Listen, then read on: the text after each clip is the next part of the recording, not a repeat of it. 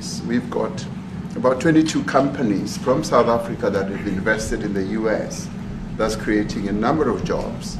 And similarly, you've got almost 600 companies that have invested in South Africa, and some of them have been in South Africa for more than 100 years. That's true. So our links are really long-lasting, and we would like to recalibrate those relations between our two countries and discuss a whole range of issues, geopolitical, the work that you're doing to bring peace around the world, in Ukraine and in the Middle East.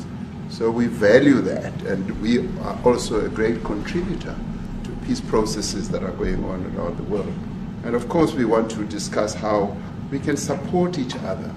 You are a much bigger economy than we are. We're just a tiny economy, but we rely on each other on a number of issues. We've got critical minerals that you want to fuel the growth of your own economy and reindustrialize.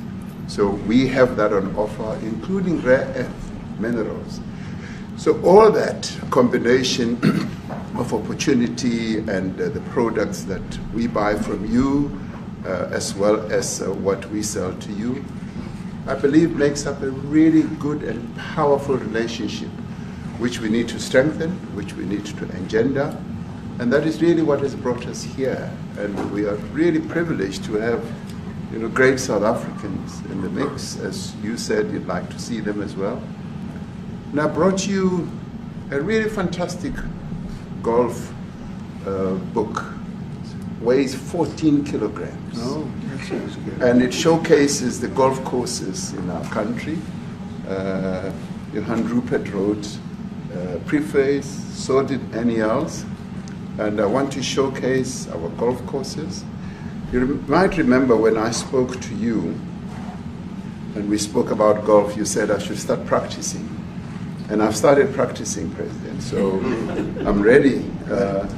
But let me end just the introductory remarks by thanking you. You may not recall that 5 years ago I spoke to you during the COVID period. Right.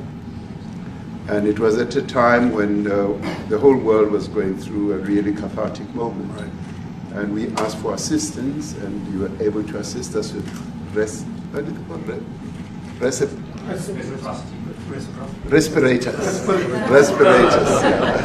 Respirators, and you kept to your word, and you delivered respirators to us.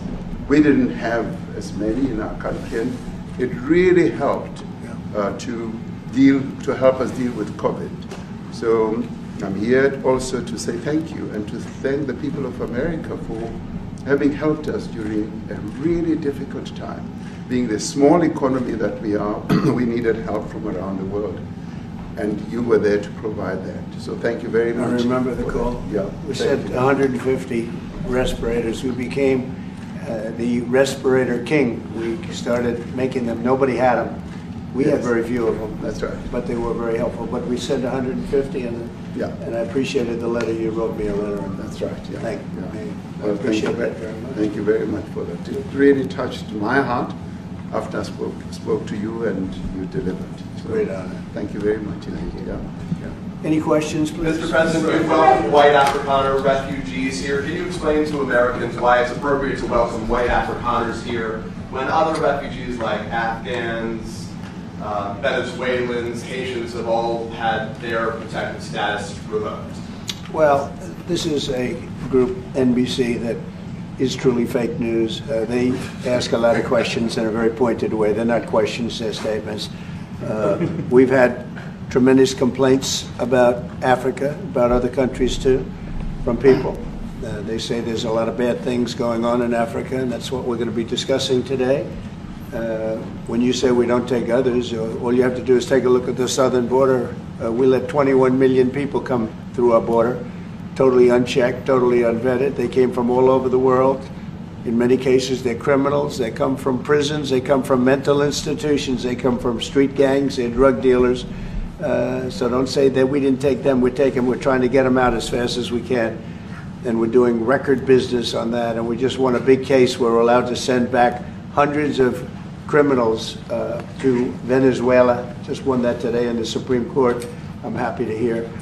But we do have a lot of A lot of people are very concerned with regard to South Africa, and that's really the purpose of the meeting, and we'll see how that turns out. But we have many people that feel they're being persecuted, and they're coming to the United States. So we take from many locations if we feel there's persecution or genocide going on. And we had a lot of people. I must tell you, Mr. President, we have had a tremendous number of people, especially since they've seen this. Generally, they're white farmers, and they're fleeing South Africa, and it's it's a very sad thing to see. But I hope we can have an explanation of that, because I know you don't want that.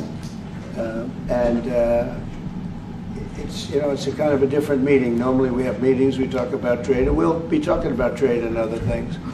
But that certainly will be a subject that comes up. Yeah. Yes, please. Brian? Thank you very much. I'd like to get your thoughts on Letitia James. Director Polte, according to him, Letitia James says that the alleged mortgage fraud was simply a mistake. I want to get your thoughts on that. She put down that her father was her husband in order, and this is very similar to, I guess, the false attacks they had on you. Well, I don't know what it is currently, but Letitia James, who's the Attorney General of New York State, it seemed, I'm not involved in that at all. I know it's being handled by various groups, I guess, but it's major fraud,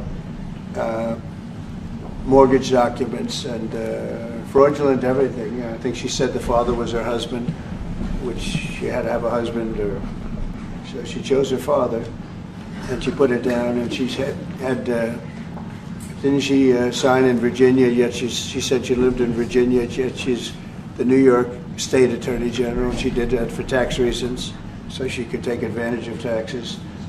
And she had the wrong number of units. She had a much different number, which wouldn't have allowed her to qualify and scam the government. So I don't know. I think she's very bad for New York, but I really don't know too much about it, but I appreciate the question. Yes, thank you very much. Yes. Mr.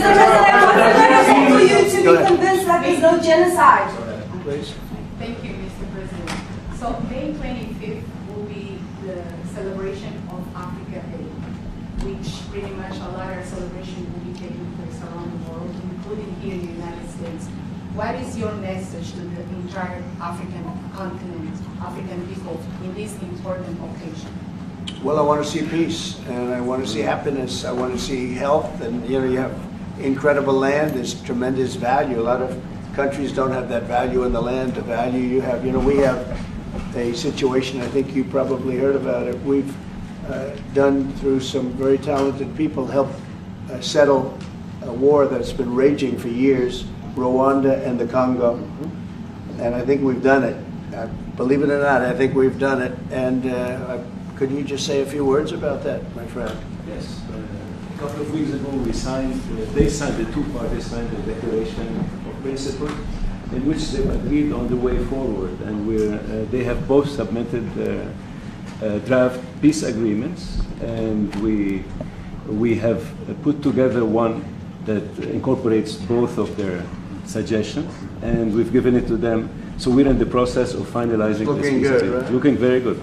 No, we have to thank you for even those efforts, because the African continent, particularly SADC, our Southern African Development Community, has for years been seeking to foster peace in the Democratic Republic of the Congo.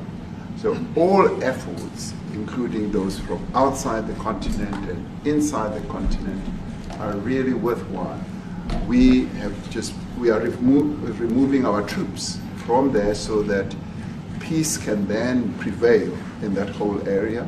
And we hope that with the support of the international community, we will really have peace in that area. It's so vital, it's so important for the whole region. Well, we sent our people there, and I think we did a very good job, as headed by my friend, and that was great. That was great. I mean, I'm just hearing phenomenal reports, because all I'm hearing is death, and they're chopping heads off, and it's horrible over there.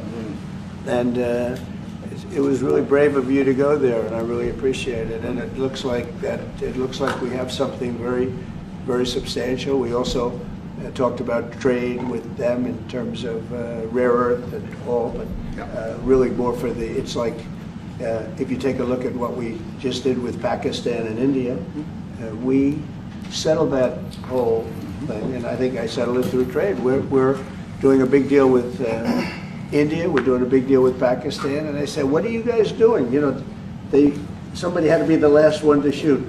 But the shooting was getting worse and worse, bigger and bigger, deeper and deeper into the countries. And we spoke to them, and I think I hate to say we got it settled, and then 2 days later, something happens, and they say it's Trump's fault. But Pakistan has got some excellent people and some really good, great leader. And India is my friend, Modi. Modi? And he's a mutual friend? Yeah, he's a great guy. Mm-hmm. And I called them both, and we just did something good. We're trying to settle Russia, Ukraine. We spoke with President Putin for 2.5 hours the day before yesterday. I think we made a lot of progress, but that's a bloodbath. 5,000 people are being killed a week, 5,000 soldiers a week, not including people in cities and towns that are also being killed. So we're trying to help. And it doesn't affect us. It's not our people, it's not our soldiers, it's Ukraine and it's Russia, but if we can save 5,000 souls, we'll do it. You know, we're pretty good at it. But that's a bad situation. That is a really bad situation. Well, you'll recall when President Zelensky was coming to South Africa, that's when I spoke to you. That's right. We both agreed that we need to push the peace message so that there can really be peace.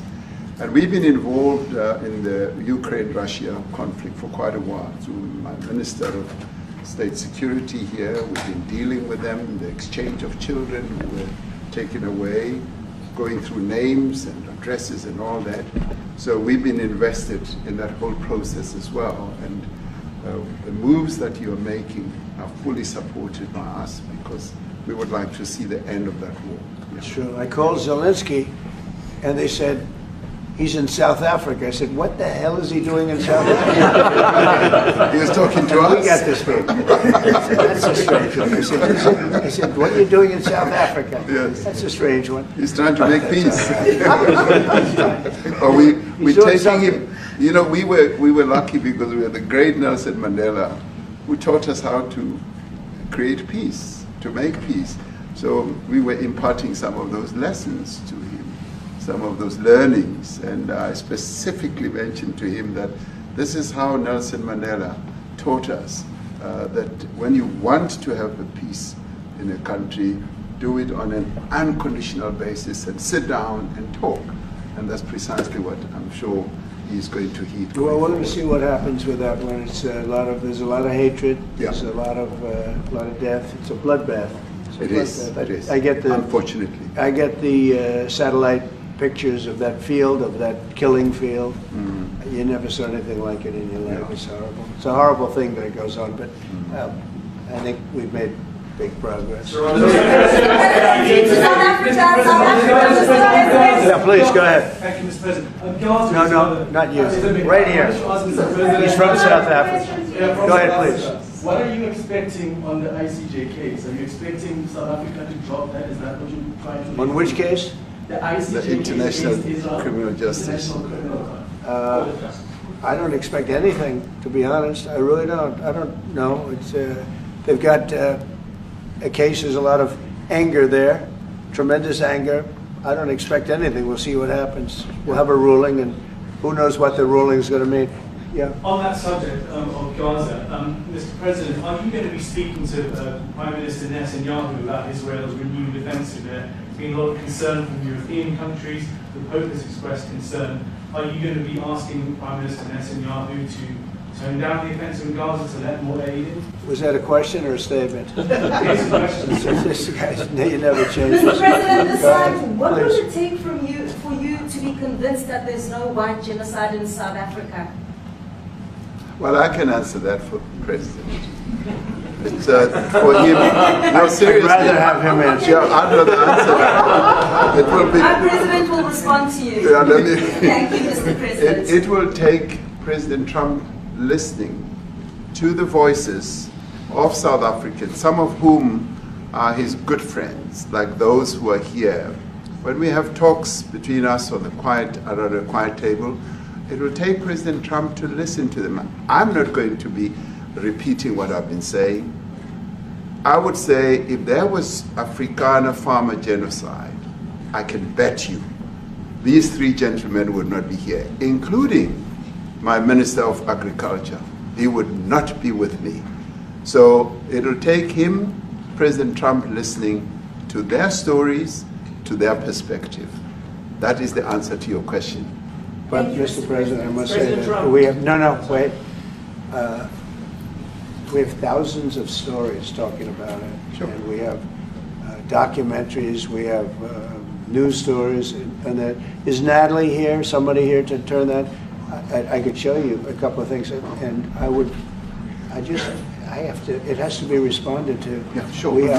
Let me see the articles, please, if you would, and turn the lights down.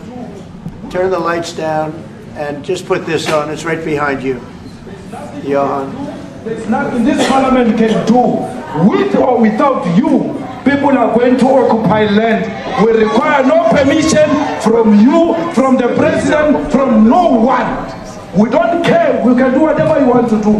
Who are you to tell us whether we can occupy land or not? We are going to occupy land. Yeah. South Africa occupy land. That's who we are. We don't care what to do. We can withdraw my membership from this useless parliament. Honorable. Yes, honorable member. Must never be scared to kill. A revolution demands that at some point there must be killing, because the killing is part of a revolutionary act. Shoot to kill, Yamaza, kill the poor, the farmer, kill the poor, the farmer, pa, pa, pa, pa, to kill, Yamaza, kill the poor, the farmer, kill the poor, the farmer.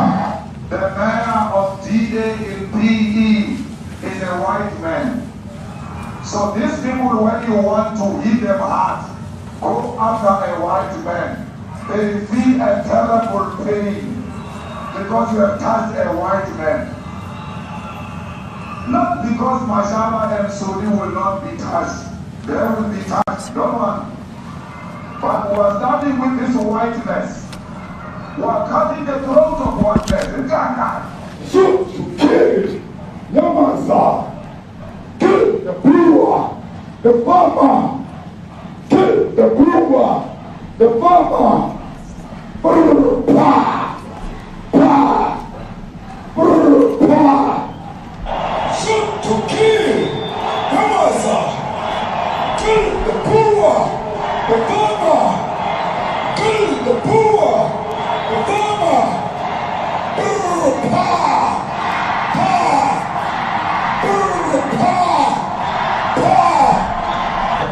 I don't know what's going to happen in the future. I'm saying to you, was not called for the killing of white people, at least for now. I can't guarantee the future. Yeah, but, I mean, you understand somebody watching that, especially as it gets shared on Twitter, they freak out. It sounds like a genocide over I can't take it.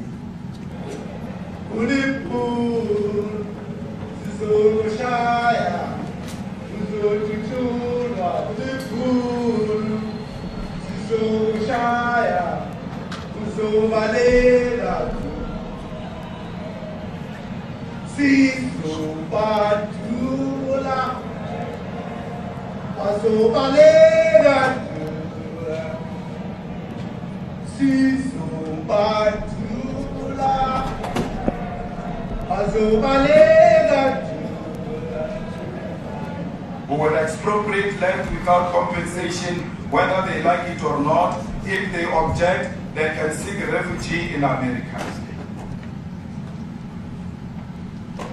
Now this is very bad. These are burial sites right here. Burial sites. Over 1,000 of white farmers, and those cars are lined up to pay love on a Sunday morning. Each one of those white things you see is a cross. And There's approximately 1,000 of them. They're all white farmers, the family of white farmers. And those cars aren't driving, they're stopped there to pay respects to their family member who was killed. And it's a terrible sight. I've never seen anything like it. Both sides of the road you have crosses.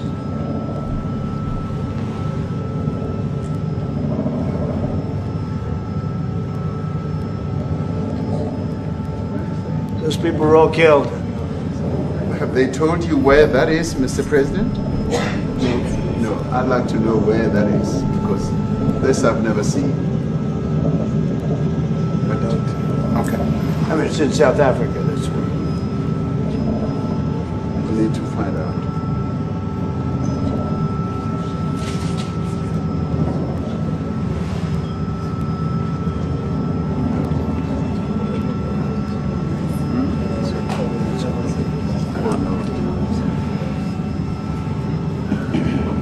Those people.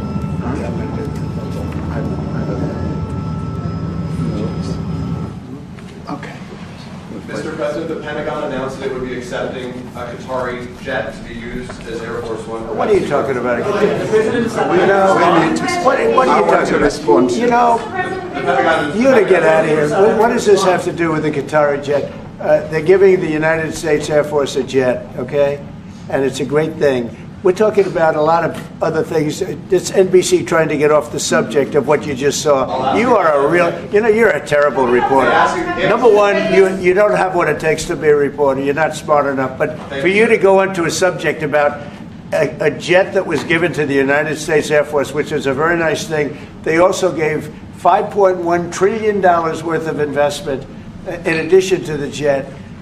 Go back, you ought to go back to your studio at NBC, because Brian Roberts and the people that run that place, they ought to be investigated. They are so terrible the way you run that network, and you're a disgrace. No more questions from you. Go ahead. Go ahead, talk about that.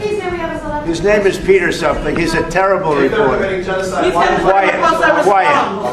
That's my question now. Let's go. Thank you so much. President Trump, Anna Pilastra from ENCA in South Africa. Thank you very much. Thank you very much. What would you like President Ramaphosa to do about the situation that we've just seen on the screen? I don't know. Look, these are articles over the last few days. Death of people. Death. Horrible death. Death. I don't know. To pick anyone, white South Africans are fleeing because of the violence and racist laws. And this is all, I mean, I'll give these to you. So when you say, what would I like to do? I don't know what to do. Look at this. White South African couple say that they were attacked violently. President Trump, when will you go and see for yourself if it is? Well, I could do that. Look, here's burial sites all over the place. These are all white farmers that are being buried. And he asks about a jet that was given. You ought to be ashamed of yourself. You know, you are so bad. You're such a bad reporter.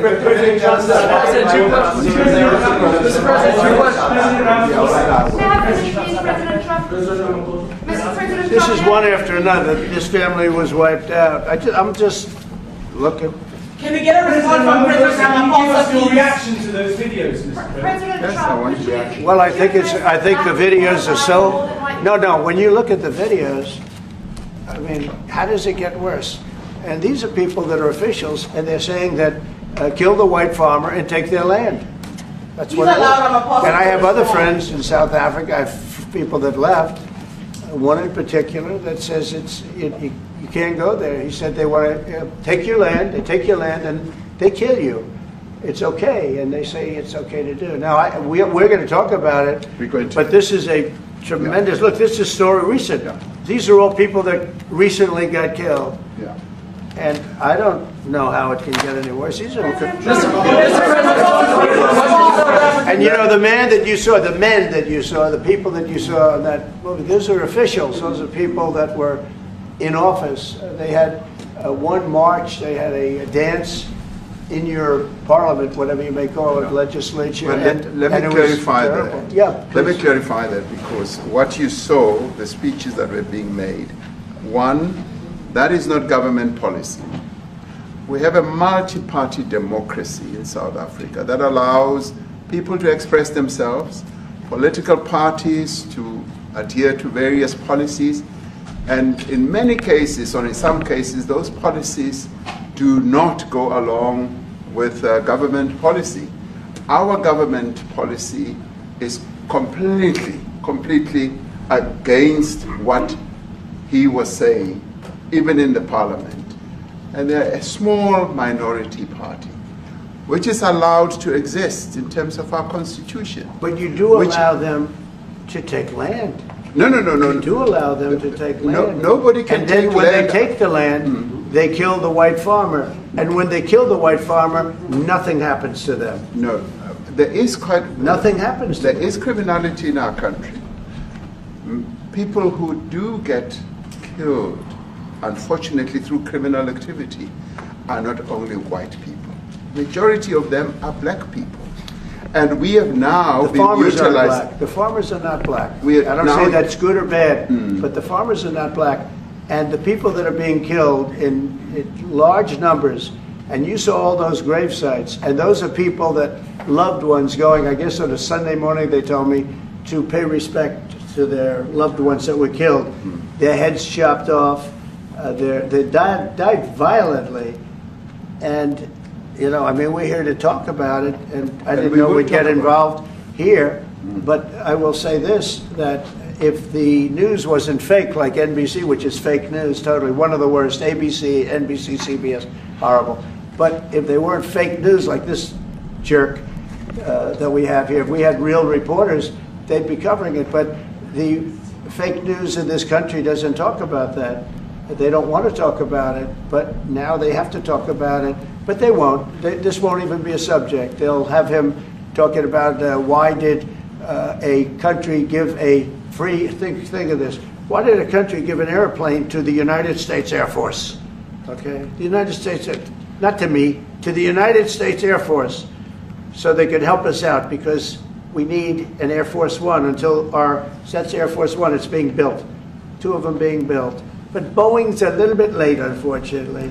So why did they give us a plane to the United States Air Force? That's what that idiot talks about after viewing a thing where thousands of people are dead. I'm sorry, I don't have a plane to give you. I wish you did. I'd take it. I would take it. If your country offered the United States Air Force a plane, I would take it. Okay.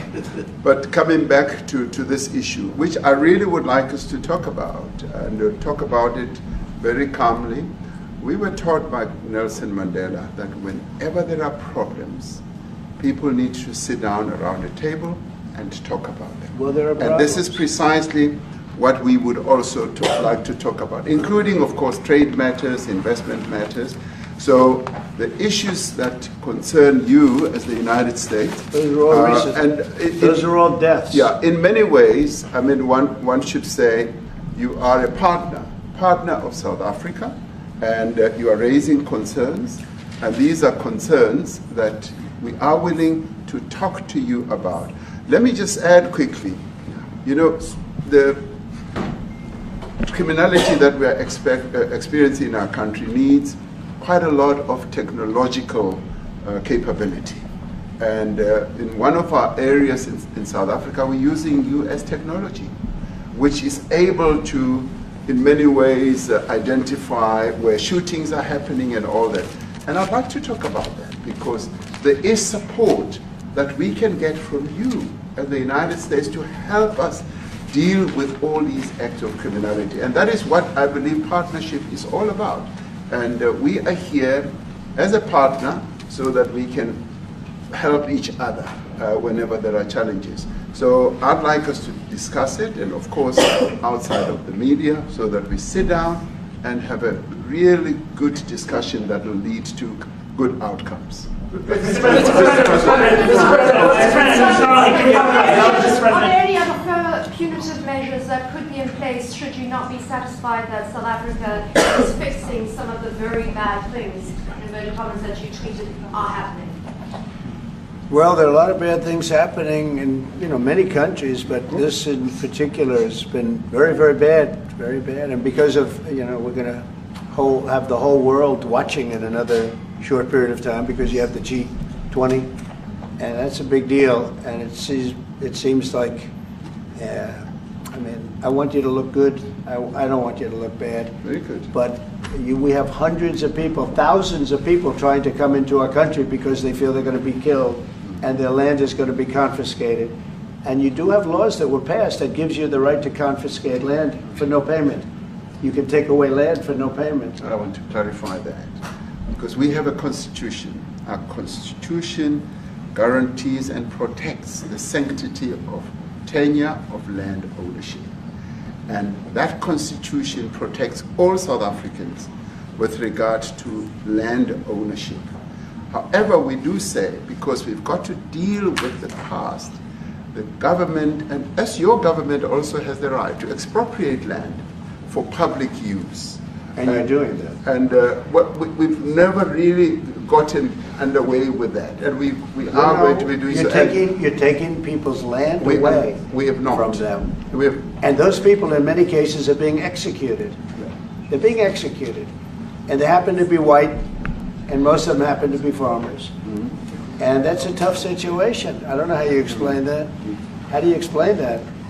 They're taking people's land away, and in many cases those people are being executed, and in many cases it's not the government that's doing it, it's people that kill them and then take their land, and nothing happens to them.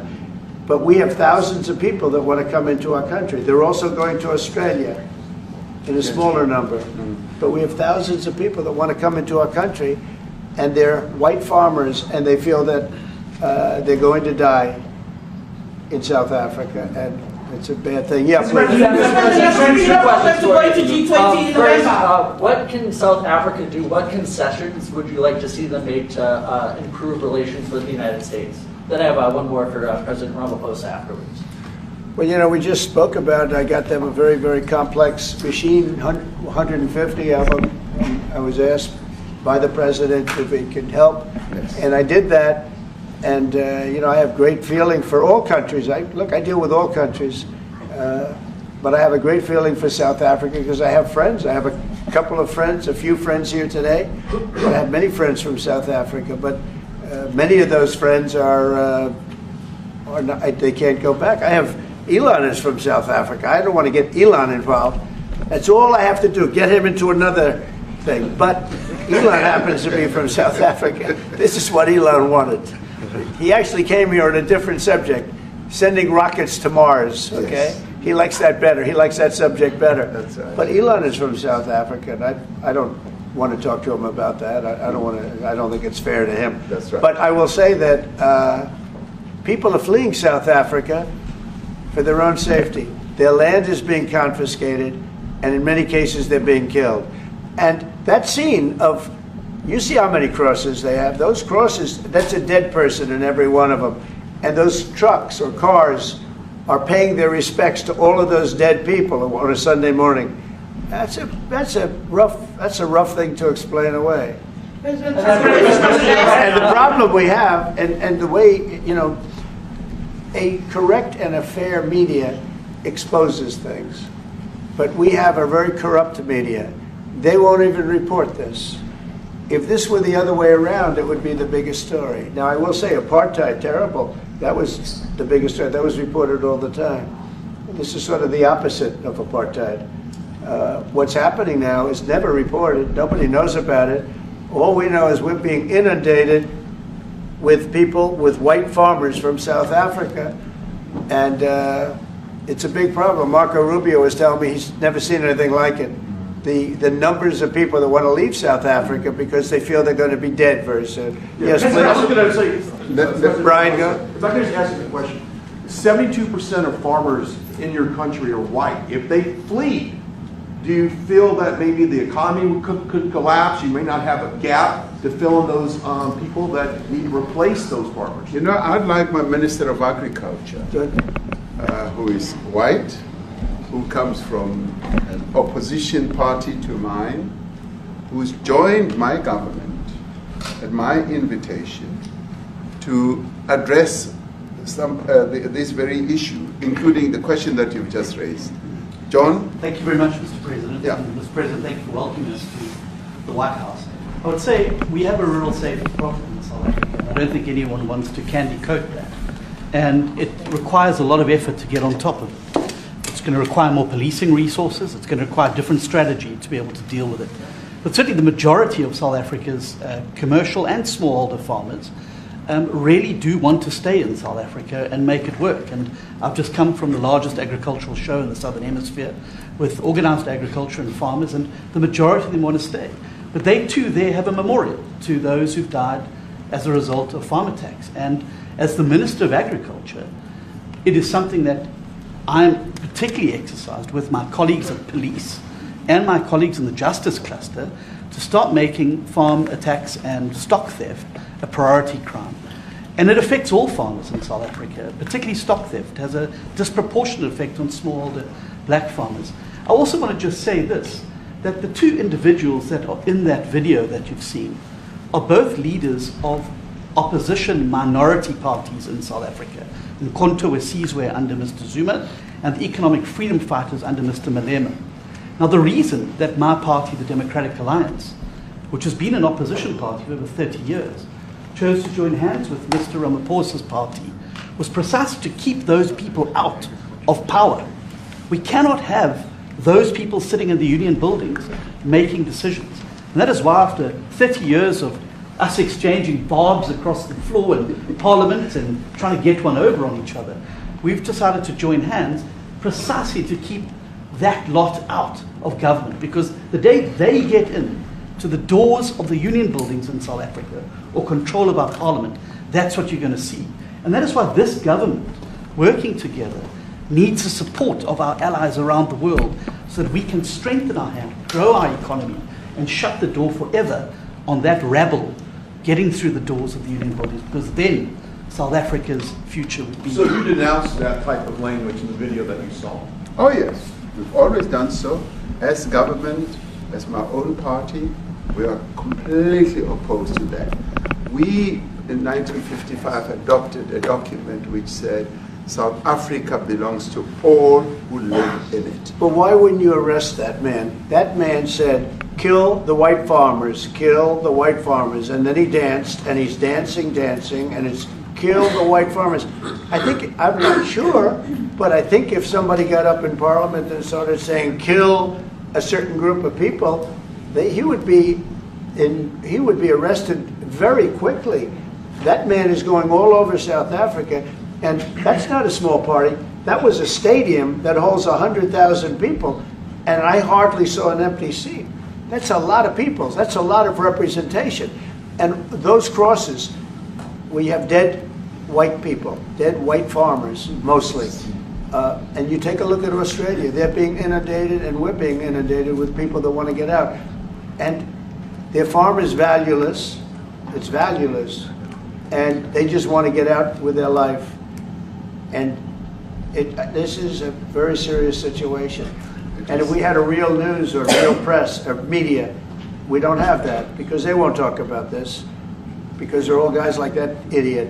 But if we had a real press, it would be exposed. And you know, the beauty of exposing it is it's like a cleansing action. When it gets exposed, it'll get fixed. That's when it'll get fixed. But people don't talk about it. And I'll tell you who's talking about the thousands of people that are fleeing South Africa right now. Will you discuss USAID and the devastating impact the cuts are having across the African continent? You know, it's devastating, and hopefully a lot of people are going to start spending a lot of money. And I've talked to other nations. We want them to chip in and spend money too. And we've spent a lot, and it's a tremendous problem going on in many countries. A lot of problems going on. The United States always gets the request for money. Nobody else helps, as you know. Europe doesn't help. Europe hasn't given anything. All they do is sue our companies. You know, they sue Apple, and they sue all of our companies. Apple had to pay $17 billion on a nonsense lawsuit. Very unfair. But we we're going to always be there to help. Sherwood Rice to South African Broadcasting. If this Afrikaner resettlement issue is resolved, you're going to go into a room after this, you guys are going to talk. If it is resolved, what is the potential for the future-looking relationships It's between the United fantastic. States? It's got to be resolved. It should be resolved. I mean, it's a little bit bad when you see a stadium with 100,000 people in it, because that means it's more than just a little movement. It's a pretty big movement in South Africa. So it has to be resolved. It'll be the end of the country if But it's is not there resolved. potential for the relationship moving forward? I hope so. That's why I'm here. I mean, I'm not here for my health. I'm here to see what it is. No, I'd like to see. I have friends. I can tell you, Ernie Els and Retief Goosen, they feel so strongly they wanted to be here on behalf of South Africa, not on behalf of me. Yes. And, you know, they said, can we be here for this? Because they love the country. Ernie, do you guys want to say a couple of words? I hate to put you in this. This is tougher than sinking a 3-footer. They have, and they've sank many 3-footers. Thank you, Mr. President. And thanks for the honor of being here. We've known each other a long time. We have spoken. You know, we're proud South Africans. I still have my South African passport. You know, we travel with this passport, you know, and I got my visa here. So, you know, but we want to see things get better in our home country. That's the bottom line. It's been 35 years since the transition. President Ramaphosa was right in the middle of the transition time in 1990 and before that. So it's been 35 years of ANC government. And I know there's a lot of anger, you know, through the transition. There was also a lot of stuff happening in the apartheid days. You know, we grew up in the apartheid era. But I don't think two wrongs makes a right. You know, President Mandela, when he came out of prison for all that time, didn't come out with hatred, you know, and really unified our nation through sport. You know, we won the Rugby World Cup in '95. 4 times. We won the African Nations Cup, soccer. You know, we won some majors as golfers and so forth. So what I'm trying to say is, you know, this has been a long time coming. That's why we really wanted to meet you, meet the administration, and see our way forward, because we still want to see our country flourish. You know, we've got some great things going on. Business is getting involved with government. Farmers are getting involved in local municipalities, trying to rebuild some of the infrastructure that's been decaying for a long time. So there's a lot of coexistence going on and help from a lot of areas. But I feel we need the US to push this thing through. We've got a great ally if we can have the US. It's always been an ally of South Africa for a very long time. Even in the days of the war, you know, up in Angola, you know, you guys helped us. So very important for us to have your support and you know, get the change we need. Where did you do that well? He might have done that even better than he plays golf, which is almost impossible. Johan, please. Sorry, Mr. President, if you had to wind all of those tapes properly, you will see I'm the biggest target of that rabble-rouser. Number one for over 10 years. Mr. Malema. In fact, the first time I met him, he was in the youth league with that gentleman. And look how he's changed. Right. We have too many deaths, but it's across the board. It's not only white farmers, it's across the board. And we need technological help. We need Starlink at every little police station. We need drones.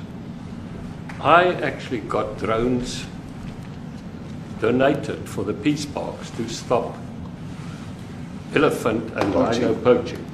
And his predecessor stopped the importation because he said the United States would spy on us. I mean, US basics, the ridicule. So if you can help us. Remember, sir, you and I lived in New York in the 70s. We never thought New York could be what it became. 2 commissioners, a tough mayor. We need your help to stop this awful killing. But it's across the board. Ernie is right now building a house in George. I'm building 3 cottages for my grandchildren on a farm outside Graaff-Reinet. I often go to bed without locking the door. And we have a serious problem with illegal aliens who stream across the border. And if you really look at our statistics, a lot of these murders, firstly it's unemployment and illegal aliens. And then I met Vice President Watts many years ago, the Charlie Rose show. My wife loved the book. And she reminded me this morning that you emphasized the devastation that occurs when big companies leave towns and cities, and there's a culture of dependency that develops. And I remember you discussing it. Now that's our problem. If we don't get our economy to grow, the culture of dependency and the lawlessness will increase. I've again been against apartheid all my life, and I'm their #1 target. Please just Google my name and Malema. You'll see it, sir. He marched on the farm. But the crime is bad. The crime is terrible, sir, but Mr. Steenhuisen won't admit to it, but he runs the Western Cape, where I live. And the biggest murder rate is in the Cape Flats. Gangs. We've got gang warfare. Like your M33, what were these guys? We've got equivalents there. But we need your help, sir. And we need Elon technology. Well, one of the real areas of support is really in investments. We've got to grow our economy, because through growing the economy, we're then able to create more jobs. Because crime really thrives where there is inequality and unemployment. And that is one of the reasons that has brought us here, to improve our investment relations, our trade relations, so that we can preserve the number of jobs that your companies have created in South Africa. By virtue of what we export to you, we are able to create up to 500,000 jobs in the auto industry, in the agricultural industry, and a number of other industries, mining, where we export things to you. And we also know that as South African companies invest here, you are also able to create jobs. So it's a mutually beneficial relationship. So our main real reason for being here is to foster trade and investment, so that we are able to grow our economy with your support, and so that we are also able to address all these societal problems, because criminality thrives when people are unemployed, when they have no other hope to eke out a living. So that is what we need to resolve. And your support, your partnership with us, is what is really going to give us a strong capability to move forward. Retief, excuse me, do you have anything to say? I mean, I don't want to leave you out. You know, the guy won 3 or 4 majors. 3 or 4? No, only 2. 2. That's a lot. By the way, 2's a lot. A lot of tournaments you won too. Do you have anything to say? Yeah, thank you, Mr. President. President Ramaphosa. I grew up in an area in South Africa that is a farmland area, Polokwane. And there is some issues up there. Obviously, my dad was a property developer as well as a part-time farmer. And yeah, some of these buddy farmers got killed. The farm is still going. My brothers run it. But it's a constant battle with farms they're trying to burn the farms down to chase you away. So it is a concern to try and make a living as a farmer, and at the end they, without farmers, there's no food on the plate. So we need the farmers And to your brother produce loves the food. farming, right? He wouldn't do it. He wouldn't even want to do what you're doing, right? They love farming. They don't want to leave. But it's a struggle. Yeah, and food and fresh water is the most important thing in life. Without those two things you can't survive. How is the water there? The water is great, obviously. All the water comes out of the borehole, out of ground for us down there. But yeah, it is a battle to get the water out sometimes when all the equipment gets stolen all the time that you're trying to get the So water does out. your family and your brother, do they feel safe on the farm? They live behind electric fences, try and be at night safe.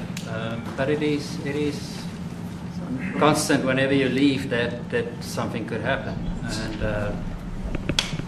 there's nowhere to live. Both of them has been attacked in their houses. My mom's been attacked in her house when she was 80.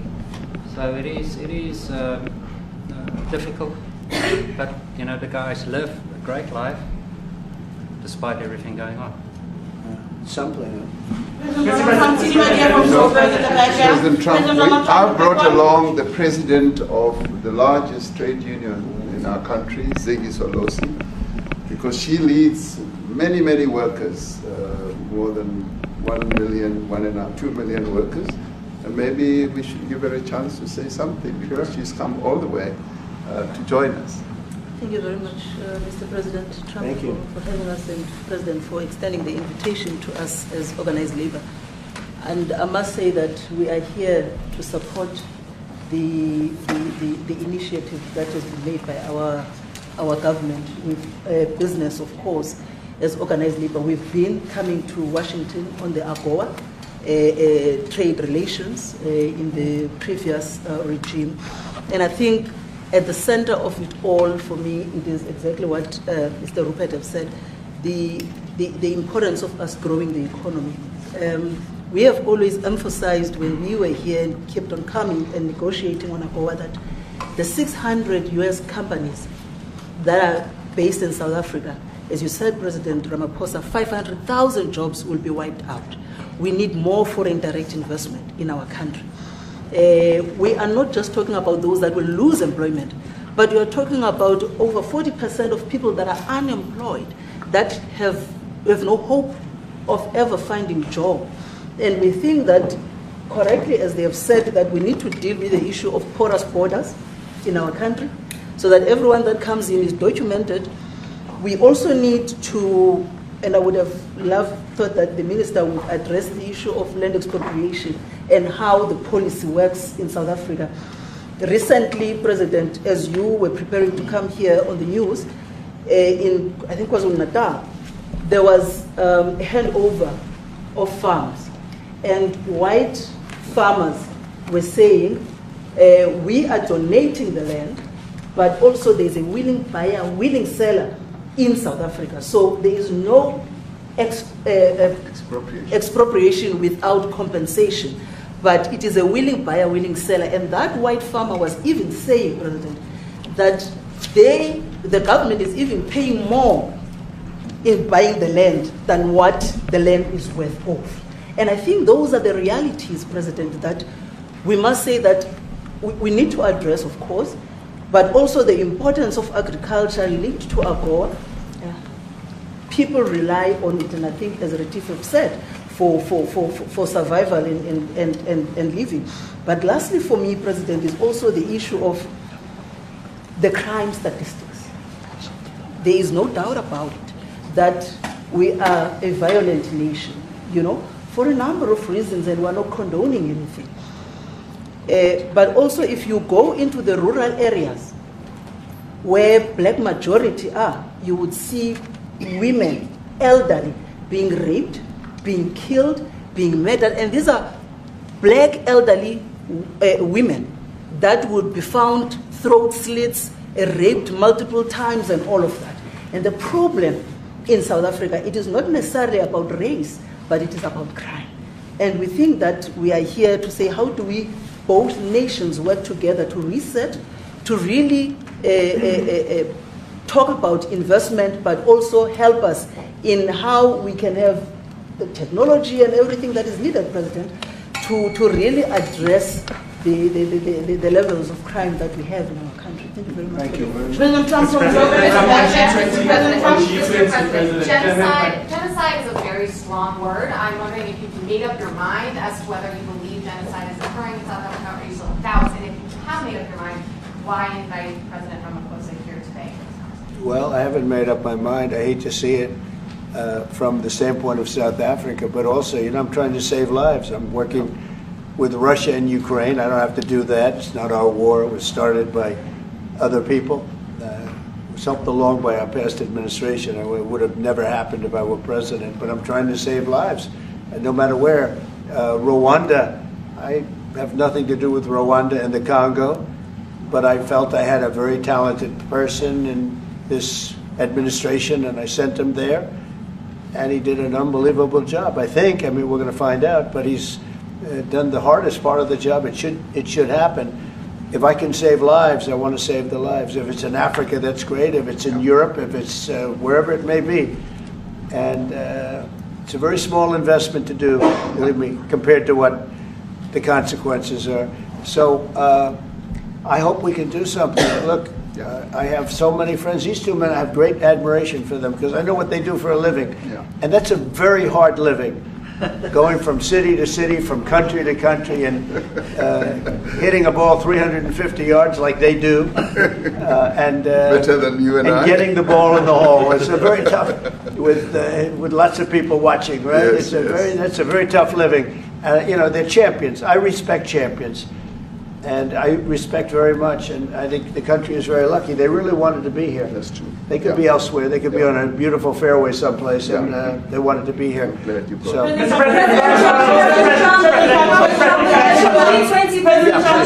name is Yanda Ngobo from Newsroom Africa in South Africa. How important is it for the United States to be at our G20 summit in November, given the relationship between our two countries? You just heard what has been said to you just now. Are you coming, and are you preparing to come? So without the United States, the G20, just like the G7, used to be the G8, but brilliantly they threw Russia out. It would have been a lot better if Russia was in. A lot of people would say, oh, that's not it. Because if Russia was in, you probably wouldn't have this war. And if you had a different president, you wouldn't have the war either. But we have a G7. It's important that the United States is at both of them. I think without the United States, I really believe it's not very important. It's not the same meaning. As I said to President Trump, the U.S. really originated the G20. And it's important that the United States continues to play a key role in the G20. And we are privileged to be the president of the G20.